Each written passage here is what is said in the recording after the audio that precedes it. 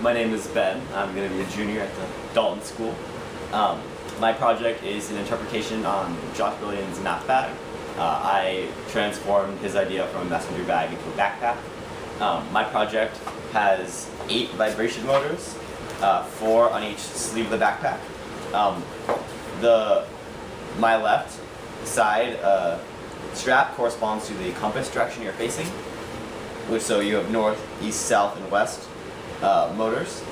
And so if north is buzzing, you're facing north. If north and east are buzzing, you're facing northeast.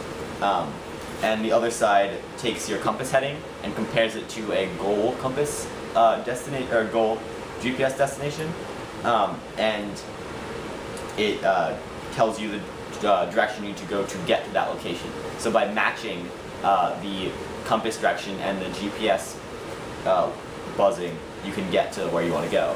And the idea behind that is that if this is your current location and this is your goal location, if you direct people directly to the axes, then the vector sum of those two vectors should lead you to the goal. And what this allows you to do is allows you to travel in a very leisurely way, because if there's an obstacle going straight towards your goal destination, you can keep going south or keep going north and still be on track to getting to where you want to go. So it allows for flexible travel between places, especially for like in the wilderness. So inside the backpack, there's the wires that go to this little case that I printed. Each motor is connected to a digital pin on the Arduino, and there's the GPS, which I have an antenna for that I can hold to get a signal faster, and there's a magnetometer in here that gives me my compass direction, as well as a lithium-ion battery. Alright, so my MapBag is on now, and I'm facing east right now, and if I turn more, now the north and east motors are buzzing, so I know this is more along the lines of northeast. It's a little off in the city. If you were seeing what I'm seeing, you'd think directly in front of me is north, but the city's actually off by about 20 degrees. So the latitude and longitude lines aren't going straight through, which makes use in the city a little more challenging, as well as there are various magnetic fields that make it a little tough for the magnetometer.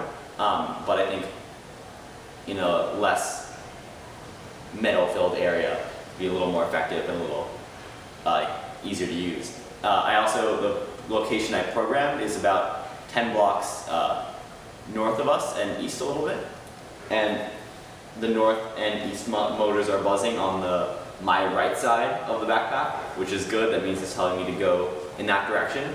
So if I match up the north and east motors, so now if I kept walking straight this way, I would get directly to my location, which is my perception is correct. And so it's nice because I can choose to walk that way knowing I need to eventually get here and have the motors direct me. So if I went too far east, they'd tell me to go west again.